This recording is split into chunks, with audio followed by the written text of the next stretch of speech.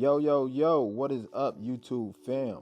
So the last guy that won, he did not message me on Instagram. I gave him 24 hours. To be honest with you, I gave him a whole week and he still didn't message me back, which is crazy. So I'm picking a new winner and here we go. 4, 3, 2, 1. And this is the new winner, second to none cuts. You have 24 hours to message me on Instagram to claim your prize. You have 24 hours from when this video dropped. So I hope to hear from you soon. Let's jump right into the video. As you guys can see, my client have a lot of hair. So I'm just going to comb out the hair in the direction that is growing, the direction I want to lay. Lift the hair off the scalp, and we're gonna jump right into this haircut. So now you see me saturating the hair with water, and all this does is give me way more control over the hair. Sometimes you have to let the hair talk to you, and you can't talk to the hair. If you pay close attention to the hair, it will tell you exactly which direction it wants to go and how it wants to lay down. So I'm pointing at where I'm starting my horseshoe part at. I will be doing block graduation with a skin fade. And you can see he have a cowlick right there in the front. So it kind of curves in to his front hairline. And you will be able to see it better on this side. His hair was a little bit tricky, but we was able to get it together. Now I'm going to jump right into my block graduation. So I'm making sure I am skin tight on the client's head with my 2 fingers. And we are creating graduation. And I know a lot of people probably thinking, why don't you just take a foreguard and start debulking up? I don't like doing that anymore. I feel my cuts come out a lot cleaner when I create block graduation. So I'd rather create graduation and then fade into my weight. And it doesn't take too much time. Block graduation take me about 2 minutes, and a scissor cut on top probably take me 1 minute.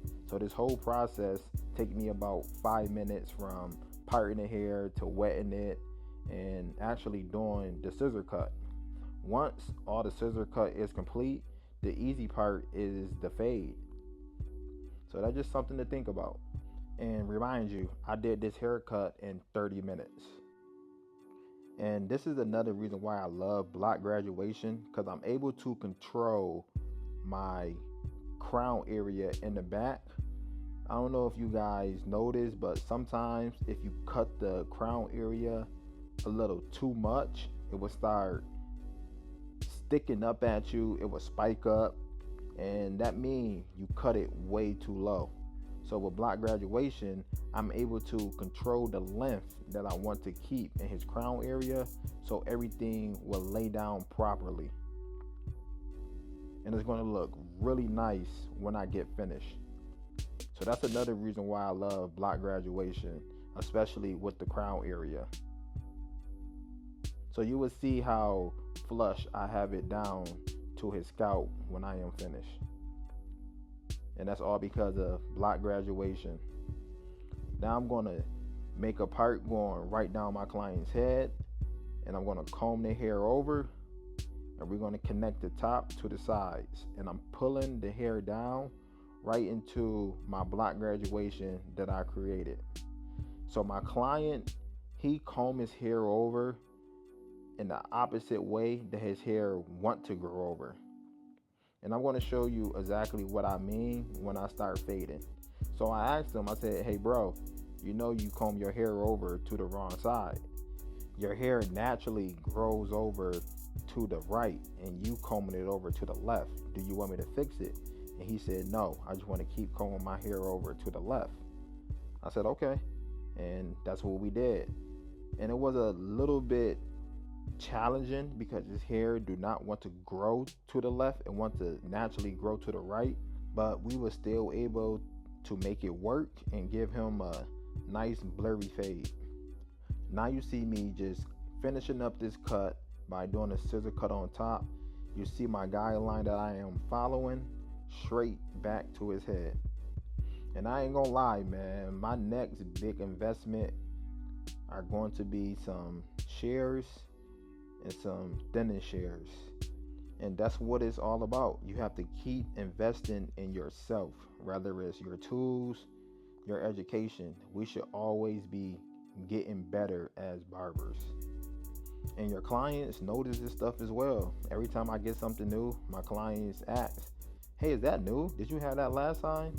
Like, you'll be really surprised the things your clients pay attention to. It's actually crazy. Like, I actually feel like my clients be plotting on me, bruh. Like, what y'all plotting on me for? Like, what's up?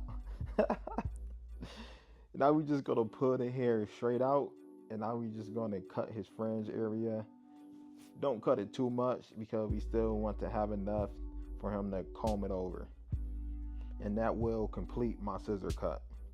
Now I'm just putting some Tune 45 clay in his hair, making sure that I massage it all throughout his hair. Now let's get to the fun stuff. You see that line right at the top of his ridge? That is my block graduation line that I created. So I want to take a foreguard and I want to run a foreguard straight up into my block graduation. Now, I am not trying to get rid of the block graduation, but I'm trying to fade right into it.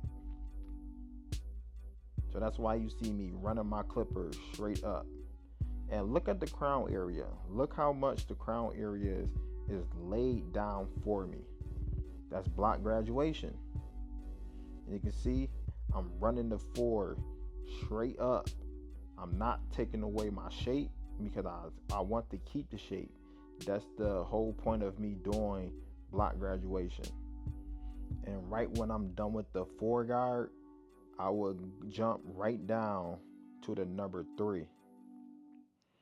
Now, some people may call this down fading, but I call it stacking your guards. And the reason why it's called stacking your guards, you are literally stacking your guards on top of each other. So I started with the 4. Now I have the 3, and I'm putting the 3 right underneath the foreguard. Literally, I'm going right underneath that foreguard. So right when I'm done with the number 3, I'm going to jump right down to the number 2, which I have on now. And now the number 2 guard is going to be right underneath the number 3 guard. So I started with the 4, I went to a 3, now I have on the 2. So I know all them guards are right underneath each other. And you can see the shape that I am keeping with my block graduation. And this also helped me debulking out my fade. Then I pick up my savers and I'm setting in my first initial bar guideline. And I'm trying to put this fade in, shaping it to his head shape. So I want my fade to be contoured to my client's head shape. So we're going to give him a little drop in the back. And now we just connecting both sides together. And I am going to keep all the weight at the bottom just to give me a little bit more contrast with the fade. So I go no guard open and I'm going up about 1 inch. I'm going over the guideline multiple times. Now to take out this guideline, nothing has changed. It's the same system. I start close and I start to tap at the guideline. Once that guideline shift up for me, I will open up my lever 1 notch and tap that guideline up a little bit. Then I will open up my lever halfway and I should be at the very top of that guideline. And you can see my line should be faded out. Then I'm going to throw on the 1 guard close and I'm going up again about 1 inch, going over this guideline multiple times. And you can see right there in the corner, His hair, that's the way his hair naturally want to come, but he combed his hair over to the opposite side. So then I throw on the half guard, and I am halfway in my lever, and now I'm starting to feather out this guideline. Once I see the guideline lighten up for me, I will close my lever up one notch, and I'm going to go a little bit lower than I just was halfway in the lever. Then I'm going to close the clipper up all the way, and now I should be at the very bottom of my guideline. Now we ended off with the number 2 guard when I was stacking my guards. So I throw on the 1.5 guard, and it should fade right into that number 2 guard. And you see me just combing over that hair at the front. We're going to blend that in later with the thinnest hairs. Now we're going to close the 1.5 guard, and we're going to go at the very bottom of the guideline. It's simple, but I know this 1.5 guard is not going to take this line out. It's just going to soften it up. The 1 guard will take this line out. So now you see me throw on the 1 guard, and I am halfway in my lever, and I am feathering out this line. I'm using the hilt of the blade, and I'm just going straight through the guideline. And once this guideline starting to lighten up for me, I'm going to close the lever, and I need to be at the very bottom of the guideline. So listen, check me out. If you are open in your lever, you can go a little bit higher in the fade. When you are closed, you need to start working your way down in the fade. So when you are open, you can go up in the fade. When you are closed, you need to be at the very bottom. Now, let's do the other side. I go lever open, and I'm going up about 1 inch, going over this guideline multiple times to get it down to its desired length. To take out this line, I go clipper close, and now you see me tapping at the guideline. Once they shift up, I will open up my lever 1 notch and start to tap at that line. Once I see that line shift up for me, I will open up my lever another notch, and I should be halfway in my notches. So I should be at the very top of that guideline, and my line should be faded out. Then I throw on the 1 guard close, and I'm going up again about 1 inch, and I'm still keeping the same shape that I created. You do not want to put in a messy guideline, or your fades are going to come out messy. Then I throw on the half guard, and I am halfway in my lever, which means I should be halfway in this guideline, and I am feathering out this line. Once I see it lighten up for me, I will close my lever up 1 notch, which means I should be going a little bit lower in the fade. Then I'm going to close my lever up all the way, and I need to be at the very bottom of that guideline. Now I'm going to throw on my 1.5 guard, and I start open, and I'm fading right into that number 2 guard that I left off with when I was stacking my guards. And once I see this transition starting to lighten up, I'm going to close this lever up, and I'm going to go at the very bottom of that guideline. And I believe I'm still open, still trying to lighten it up.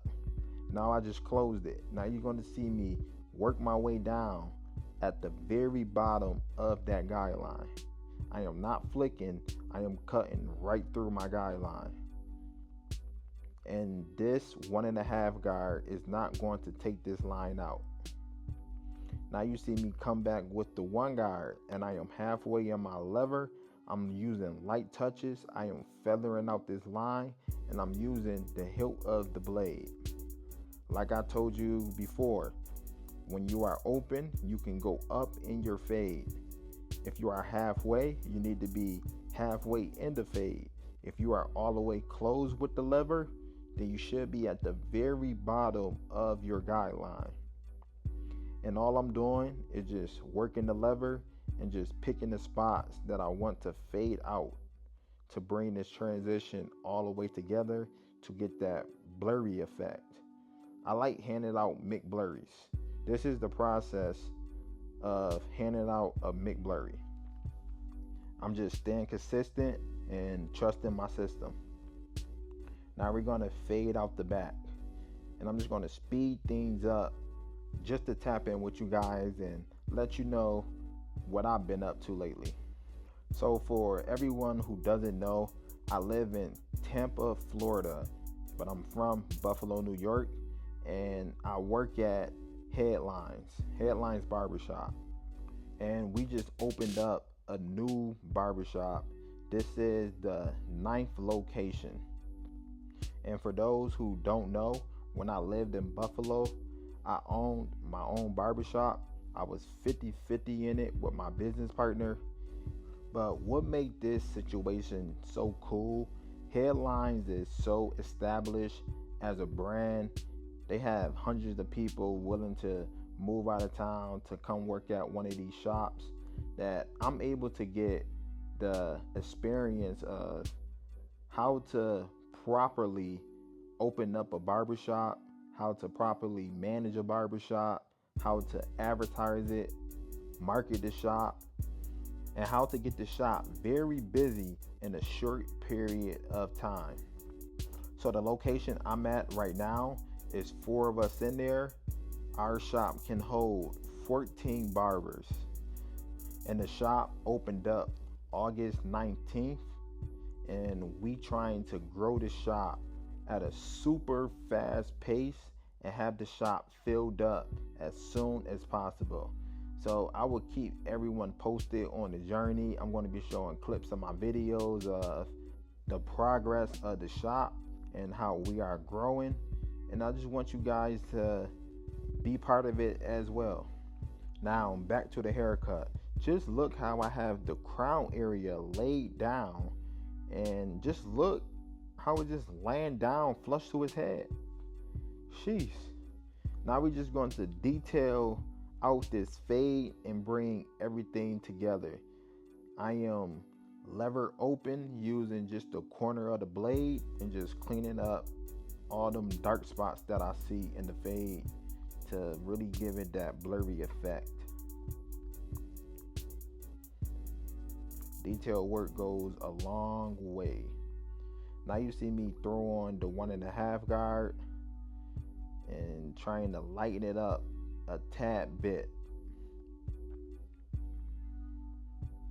Thing getting blurry.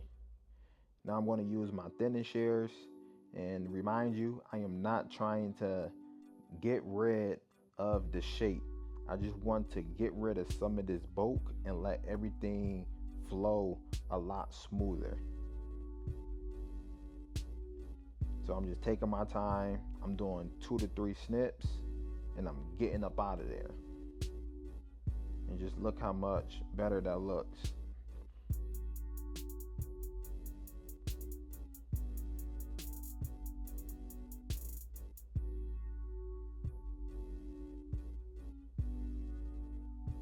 Now we're going to throw on the 2 guard. Now remind you, we left off with the 2 guard. So now I threw it back on just to clean it up a little bit.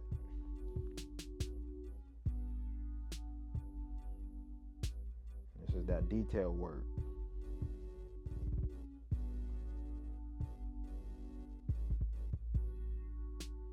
That make blurry. This was a fun haircut, man. This was a good one.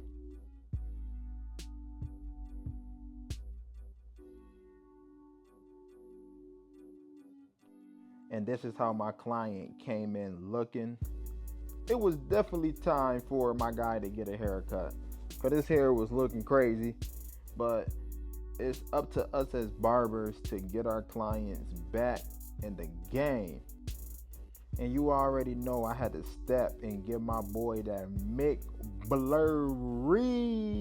That McBlurry, baby. That McBlurry. Thanks everyone for watching. Don't forget to like. Don't forget to comment. And don't forget to hit that subscribe button. It's your boy More Fades. and I'll see you boys on the next video. And I'm out.